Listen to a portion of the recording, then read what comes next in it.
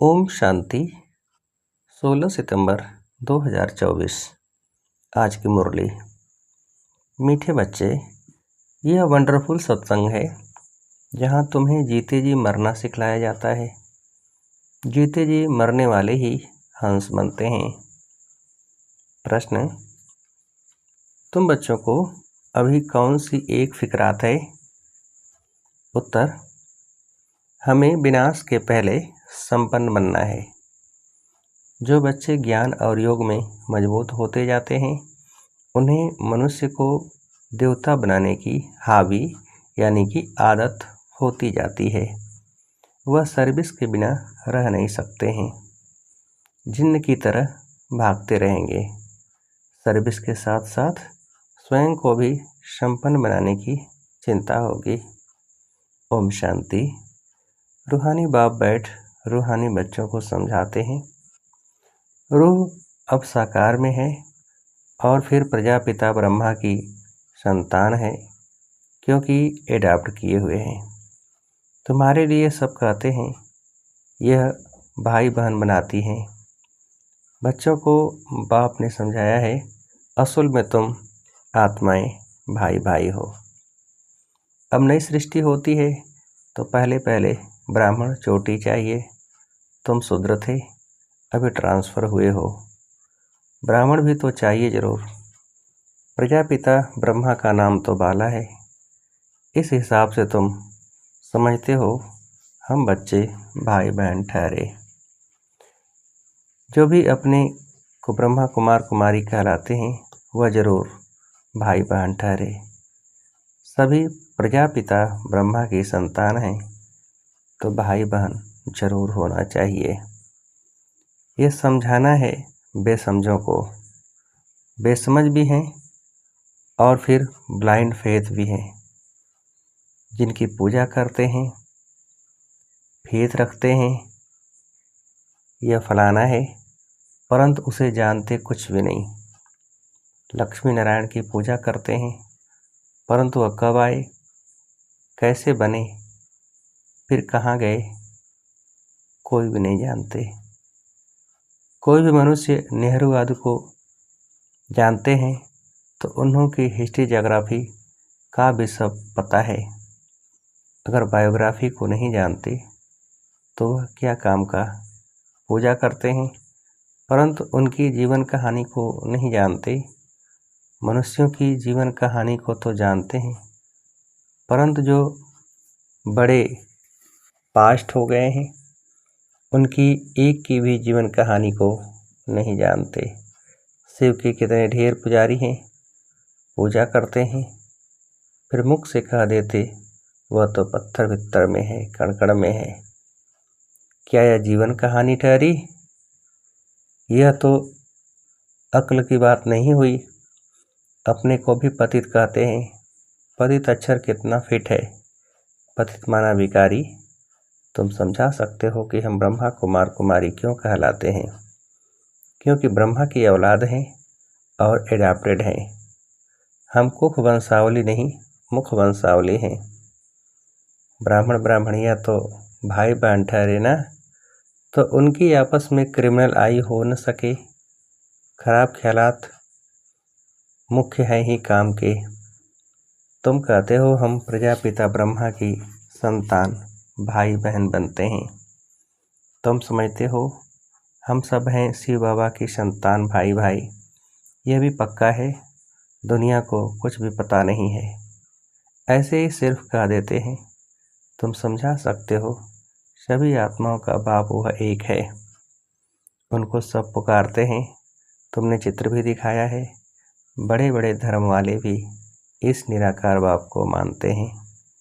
वह है निराकार आत्माओं का बाप, और फिर साकार में सभी का बाप प्रजापिता ब्रह्मा है, जिनसे फिर वृद्धि को पाते रहते हैं। झाड़ बढ़ता जाता है, भिन्न भिन्न धर्मों में आते जाते हैं। आत्मा तो इस शरीर से न्यारी है। शरीर को देखकर कहते हैं यह अमेरिकन है, यह फलाना है। आत्मा को तो नहीं कहते। आत्माएं सब शांति धाम में रहती हैं। वहाँ से आती हैं पाठ बजाने, तुम कोई भी धर्म वाले को सुनाओ, पुनर्जन्म तो सब लेते हैं और ऊपर से भी नई आत्माएं आती रहती हैं। तो बाप समझाते हैं, तुम भी मनुष्य हो, मनुष्य को ही तो सृष्टि के आदि मध्य अंत का मालूम होना चाहिए कि यह सृष्टि चक्र कैसे घूमता है, इनका रचयिता कौन है, कितना समय इनके फिरने में लगता है, यह तुम ही जानते हो। देवताएं तो नहीं जानते हैं, मनुष्य ही जानकर फिर देवता बनते हैं। मनुष्य को देवता बनाने वाला है बाप। बाप अपना और रचना का भी परिचय देते हैं। तुम जानते हो, हम बीज रूप बाप के बीज रूप बच्चे हैं। जैसे बाप इस उल्टे वृक्ष को जानते हैं, वैसे हम भी जान गए हैं। मनुष्य को कभी यह समझा न सके, परंतु तुमको बाप ने समझाया है। जब तक तुम ब्रह्मा के बच्चे नहीं बने हो, तब तक यहाँ आ नहीं सकते। जब तक पूरा कोर्स लेकर समझते नहीं हैं, तब तक तुम ब्राह्मणों की सभा में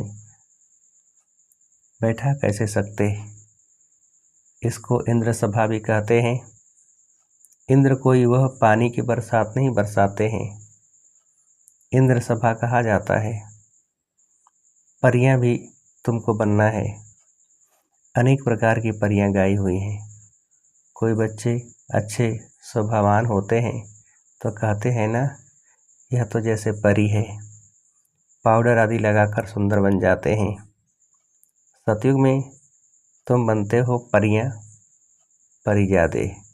अभी तुम ज्ञान सागर में ज्ञान स्नान करने से परियां यानी देवी देवता बन जाते हो। तुम जानते हो हम क्या से क्या बन जाते हैं, और सदा प्योर बाप है, सदा खूबसूरत है। वह मुसाफिर तुमको ऐसा बनाने के लिए सांवरे तन में प्रवेश करते हैं। अब गोरा कौन बनावे? बाबा को बनाना पड़े ना, सृष्टि का चक्र तो फिरना है। अब तुमको गोरा बनना है। पढ़ाने वाला ज्ञान सागर एक ही बाप है। ज्ञान का सागर, प्रेम का सागर है। उस बाप की जो महिमा गाई जाती है, वह लौकिक बाप की थोड़ी ही हो सकती है, बेहद के बाप की ही महिमा है। उनको ही सब पुकारते हैं कि हमको ऐसी महिमा वाला आकर बनाओ। अभी तुम बन रहे हो ना। नंबरवार पुरुषार्थ अनुसार पढ़ाई में सब एक रस नहीं होते हैं, रात दिन का फर्क रहता है ना। तुम्हारे पास भी बहुत आएंगे, ब्राह्मण जरूर बनना है। फिर कोई अच्छी रीति पढ़ते हैं, कोई कम। जो पढ़ाई में सबसे अच्छा होगा तो दूसरों को भी पढ़ा सकेंगे। तुम समझ सकते हो, इतने कॉलेज निकलते रहते हैं। बाबा भी कहते हैं कॉलेज ऐसा बनाओ जो कोई भी समझ सके कि इस कॉलेज में रचता रचना के आदि मध्य अंत का नॉलेज मिलता है। बाप भारत में ही आते हैं तो भारत में ही कॉलेज खोलते रहते हैं। आगे चल विदेश में भी खोलते जाएंगे। बहुत कॉलेज यूनिवर्सिटीज चाहिए ना, जहाँ बहुत आकर पढ़ेंगे। फिर जब पढ़ाई पूरी होगी तो देवी देवता धर्म में सब ट्रांसफ़र हो जाएंगे, अर्थात मनुष्य से देवता बन जाएंगे। तुम मनुष्य से देवता बनते हो ना। गायन भी है मनुष्य से देवता किए। यहाँ यह है मनुष्यों की दुनिया, वह है देवताओं की दुनिया। देवताओं और मनुष्यों में रात दिन का फर्क है। दिन में हैं देवताएं, रात में है मनुष्य। सब भक्त ही भक्त हैं, पुजारी हैं। अभी तुम पुजारी से पूज्य बनते हो। सतयुग में शास्त्र भक्ति आदि का नाम नहीं होता है। वहाँ है सब देवता, मनुष्य होते हैं भक्त। मनुष्य ही फिर देवता बनते हैं। वह है दैवी दुनिया, इसको कहा जाता है आसुरी दुनिया। राम राज्य और रावण राज्य। आगे तुम्हारी बुद्धि में यह थोड़ा ही था कि रावण राज्य किसको कहा जाता है। रावण कब आया कुछ भी पता नहीं था। कहते हैं लंका समुद्र में डूब गई। ऐसे ही फिर द्वारिका के लिए भी कहते हैं। अभी तुम जानते हो यह सारी लंका डूबने की है। सारी दुनिया भी बेहद की लंका है। ये सब डूब जाएगी, पानी आ जाएगा। बाकी स्वर्ग कोई डूबता थोड़े ही है। कितना अथाह था। बाप ने समझाया है। एक ही सोमनाथ मंदिर को मुसलमानों ने कितना लूटा।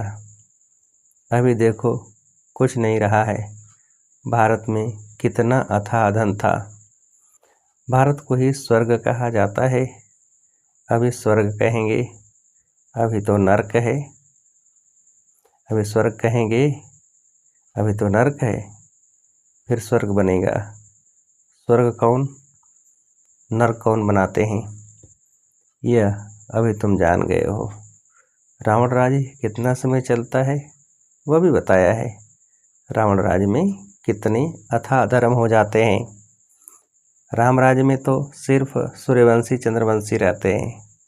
अभी तुम पढ़ रहे हो, यह पढ़ाई और कोई की बुद्धि में नहीं है।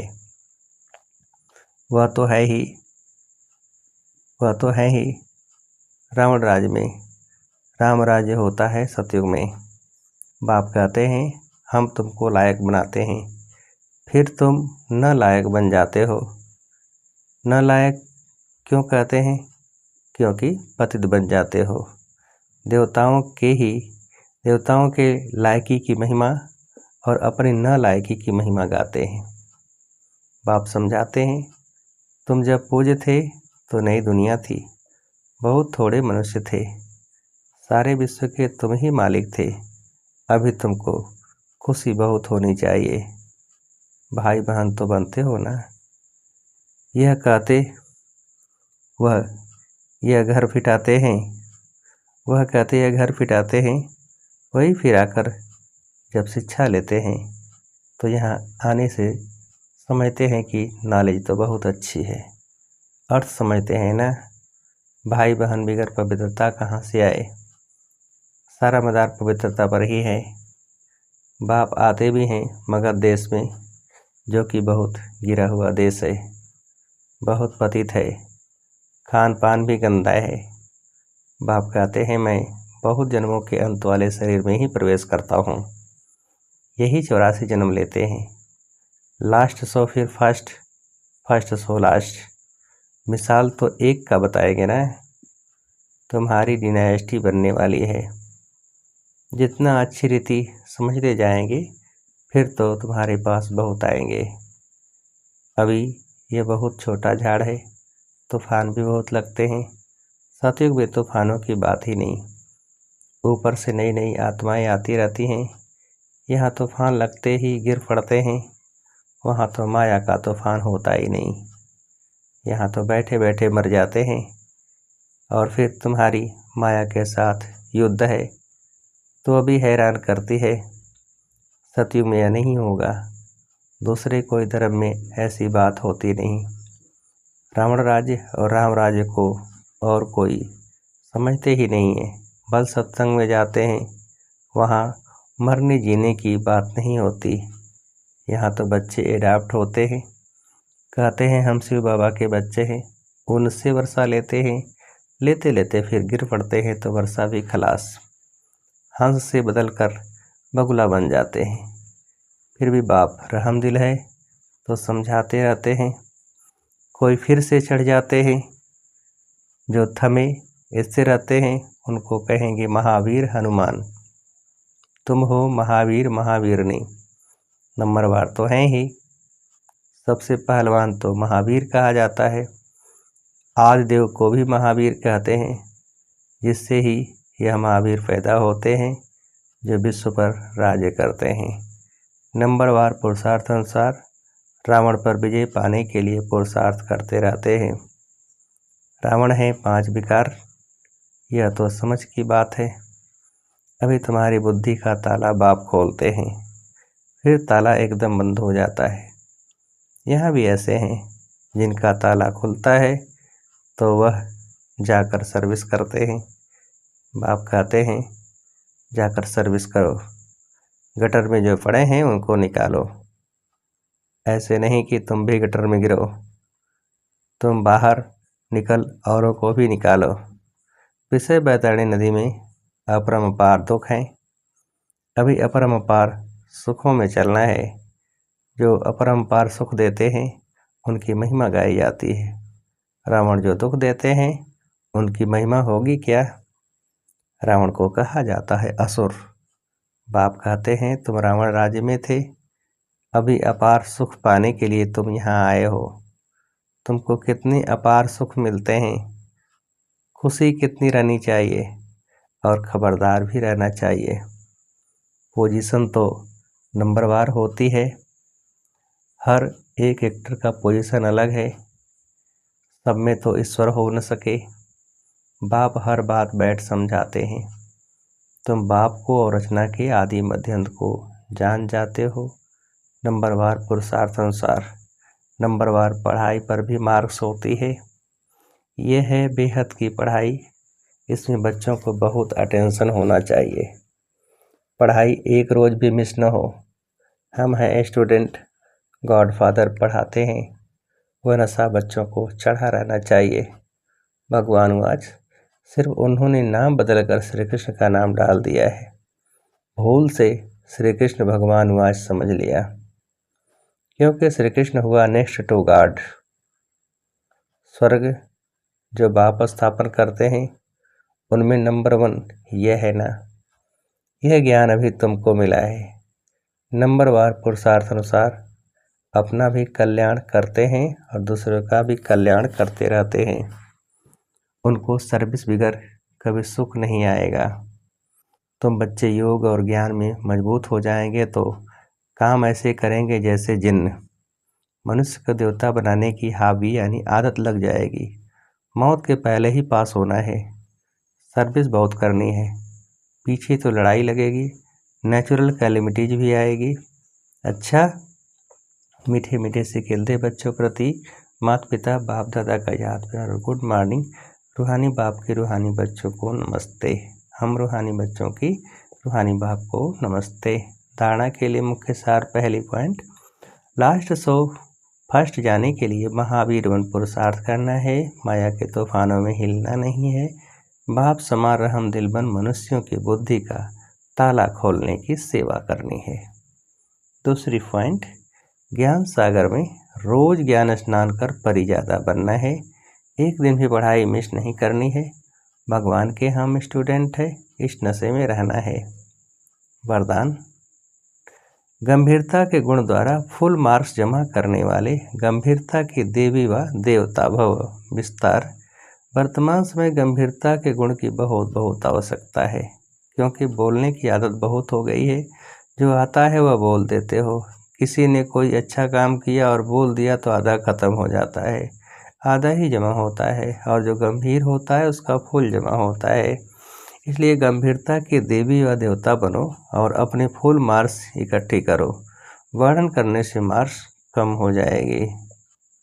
स्लोगन, बिंदु रूप में स्थित रहो तो समस्याओं को सेकंड में बिंदु लगा सकेंगे। बिंदु रूप में स्थित रहो तो समस्याओं को सेकंड में बिंदु लगा सकेंगे। अच्छा, ओम शांति।